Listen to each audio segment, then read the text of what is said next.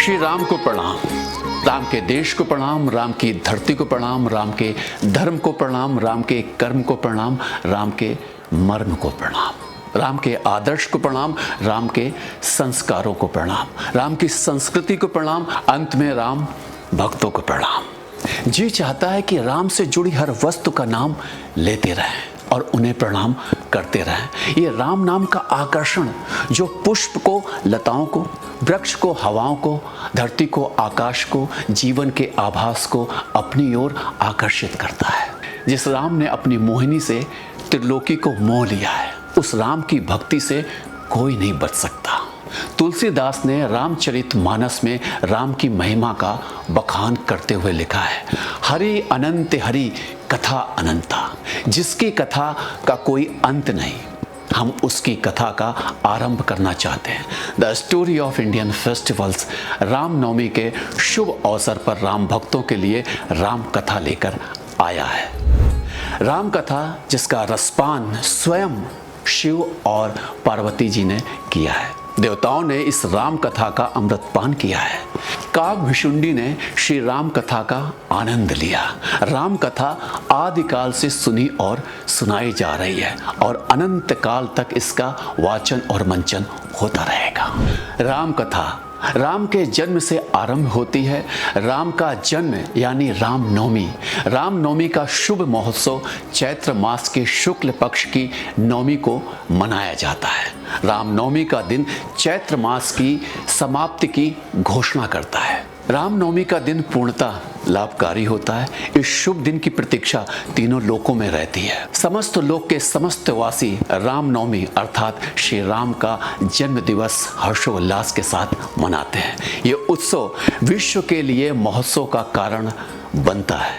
इस महोत्सव का केंद्र भारत होता है, परंतु विश्व के अनेक देश इस महोत्सव के रंग में रंग जाते हैं। श्री राम भारतीय सभ्यता, धर्म, संस्कृति और संस्कार के प्रतीक हैं। आदर्श पुरुष हैं, मर्यादा पुरुषोत्तम है, इसलिए उनकी मान्यता विश्व भर में है। देश, धर्म, पंथ, संप्रदाय और जाति के भेद से परे श्री राम सर्वविदित और सर्वमान्य है। राम के मानने में और राम को मानने में कहीं कोई विवाद नहीं है। राम निर्विवाद है। इसलिए श्री राम का शुभ जन्म अर्थात रामनवमी भारत भूमि के अतिरिक्त अन्य देश में भी श्रद्धा और आस्था के साथ मनाया जाता है।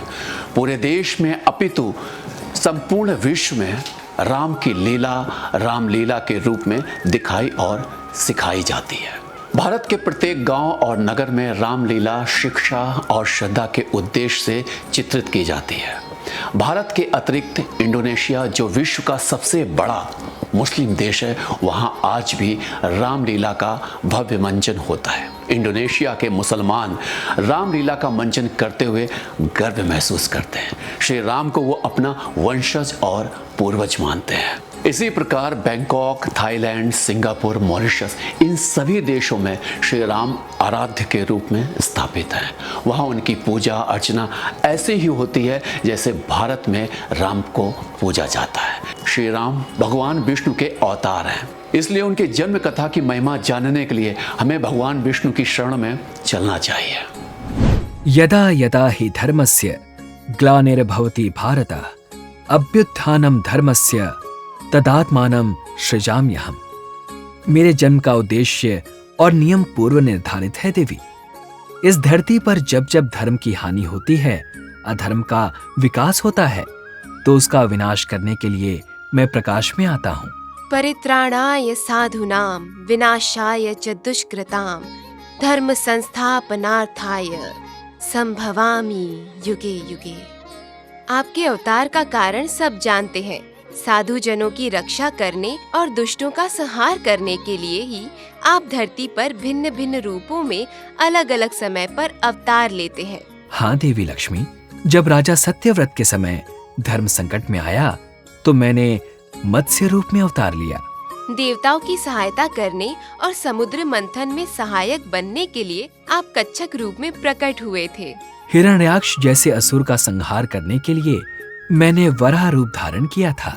और भक्त प्रहलाद की रक्षा के लिए नरसिंह अवतार लेकर आपने हिरण्यकश्यप का वध किया था। शुक्राचार्य के षड्यंत्र को असफल करने के लिए मुझे बटुक वामन बनना पड़ा था। वामन अवतार के बाद भगवान विष्णु परशुराम के रूप में प्रकट हुए और सहस्त्र अर्जुन जैसे आतताइयों का नाश किया। परशुराम के बाद मैंने राम के रूप में अवतार लिया। माता कौशल्या और महाराज दशरथ के घर मेरा जन्म हुआ। अयोध्या को मेरी जन्मस्थली बनने का सौभाग्य प्राप्त हुआ।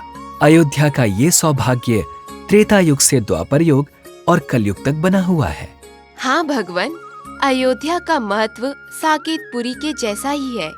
समस्त देवी देवता अयोध्या में जाकर भिन्न भिन्न रूपों में बस गए हैं। वे अयोध्या की पुण्य भूमि छोड़ना ही नहीं चाहते। हाँ देवी लक्ष्मी, अयोध्या का महत्व समय के साथ बढ़ता गया। इसकी महिमा, गरिमा, दिव्यता और भव्यता सूर्य के प्रकाश की भांति फैलती जा रही है। प्रभु, अयोध्या में आपके जन्म स्थान पर एक विशाल भव्य मंदिर बन रहा है। ये भक्तों की आस्था और उनकी श्रद्धा का चमत्कार है, जो मेरी जन्मस्थली अयोध्या को तीर्थ धाम के रूप में स्थापित कर रहे हैं। प्रभु, हम अयोध्या का गुणगान करने में श्री राम के जन्म अर्थात राम नवमी का बखान करना तो भूल ही गए। आप चिंता ना करें देवी, राम नाम की चर्चा और राम नवमी का बखान सृष्टि के कण कण में हर क्षण होता ही रहता है।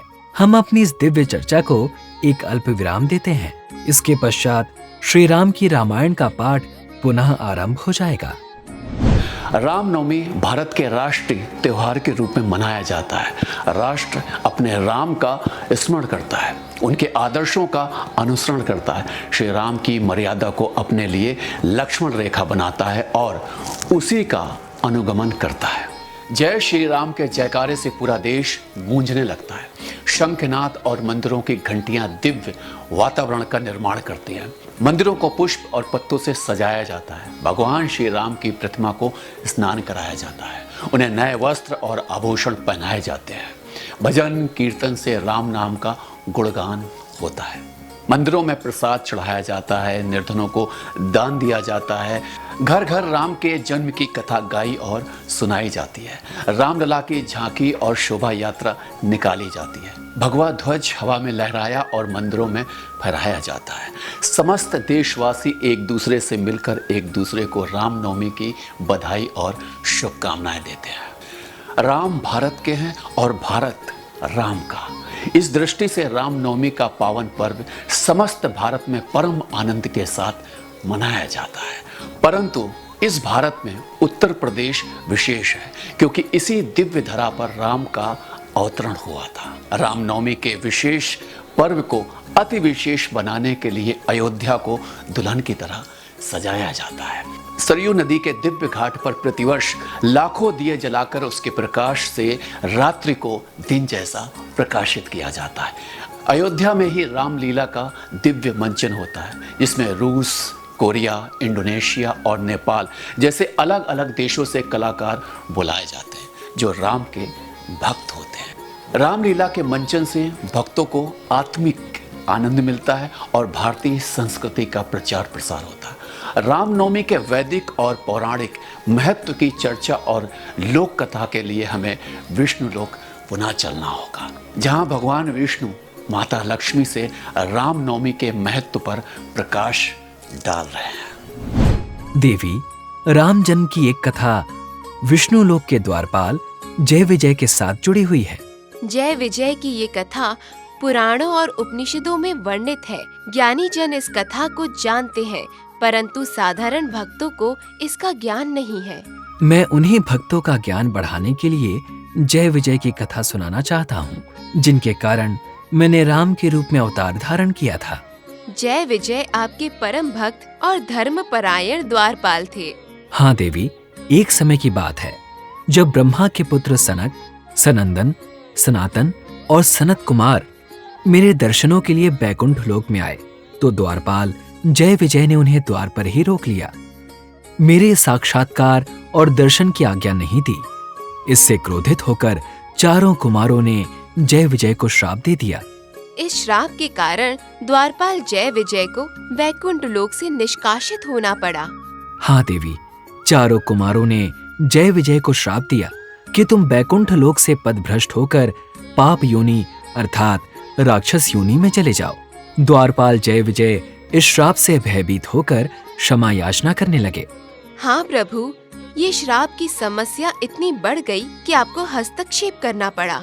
मैंने भी अपने द्वारपालों का पक्ष लेकर सनत कुमारों से क्षमा याचना की और उन्हें श्राप मुक्त करने को कहा, परंतु उनके श्राप मुक्त होने का अब कोई उपाय नहीं बचा। इसलिए सनत कुमारों ने जय विजय को 3 जन्मों तक राक्षस योनि में रहने की सीमा लगा दी। प्रभु, आपके द्वारपाल जय विजय ने अंत में आपसे एक विनती की कि तीनों जन्मों में राक्षस योनि से उनका अंत आप ही के माध्यम से हो, अर्थात आप ही उन्हें मुक्ति प्रदान करें। हाँ देवी, मैंने जय विजय की ये प्रार्थना स्वीकार कर ली। इस श्राप के अनुसार जय विजय का पहला जन्म हिरण्याक्ष और हिरण्यकश्यपु के रूप में हुआ। दूसरे जन्म में जय विजय रावण और कुंभकर्ण बनकर प्रकट हुए। जय विजय का तीसरा जन्म शिशुपाल और दंतवक्र के शरीर में हुआ। तीनों का संहार मेरे हाथों हुआ। विशेषकर रावण के लिए मुझे राम के रूप में अवतार लेना पड़ा। इस प्रकार मैंने द्वारपाल जय विजय को राक्षस योनि से निकालकर देव योनि में स्थापित कर दिया। जय विजय श्राप मुक्त होकर पुनः बैकुंठ लोक के द्वारपाल बन गए। राम के रूप में आपके अवतार का उद्देश्य केवल जय विजय को श्राप मुक्त करना ही था? नहीं देवी लक्ष्मी, मेरे प्रत्येक अवतार का उद्देश्य धर्म की स्थापना और अधर्म का नाश करना होता है। राम के रूप में अवतार लेकर मैंने अधर्म का अंत और धर्म का आरंभ किया है।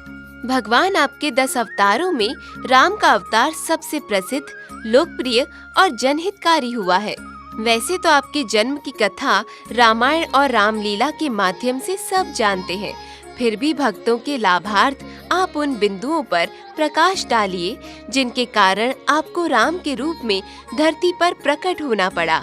देवी, राम अवतार के लिए ये आम धारणा है कि मैंने रावण का वध करने के लिए इस धरती पर जन्म लिया है।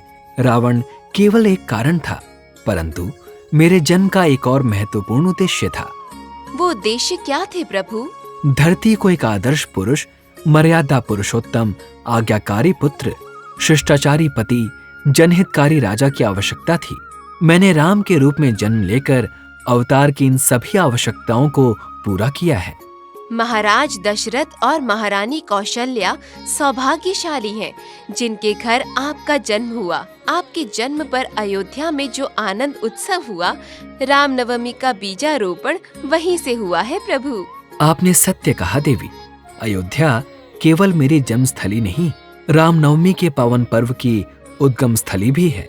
आपकी जन्म स्थली अर्थात अयोध्या की पावन भूमि को मैं प्रणाम करती हूँ। मैं भी राम भक्तों को रामनवमी की हार्दिक बधाई और शुभकामनाएं देता हूँ। गोस्वामी तुलसीदास जी कहते हैं, भय प्रकट कृपाला दीन दयाला कौशल्या हितकारी हर्षित महातारे मुनिमन हारी अद्भुत रूप विचारी लोचन अभिरामा तनु घन श्यामा निज आयुध भुजचारी भूषण बनमाला नैन विशाला शोभा सिंधु खरारी। संत कबीर आदि राम को परिभाषित करते हुए बताते हैं, एक राम दशरथ का बेटा एक राम घट घट में बैठा, एक राम दशरथ का बेटा एक राम घट घट में बैठा, एक राम का सकल उजियारा एक राम जगत से न्यारा। मानव जाति को राम और धरती को रामनवमी सौभाग्य से मिली है। ये सौभाग्य हर्षोल्लास आनंद उत्सव के रूप में हर साल मनाया जाता है और हर साल मनाया जाता रहेगा। रामनवमी के दिन पूरा भारत राम भक्त बन जाता है। रामनवमी के दिन पूजा का विशेष महत्व है।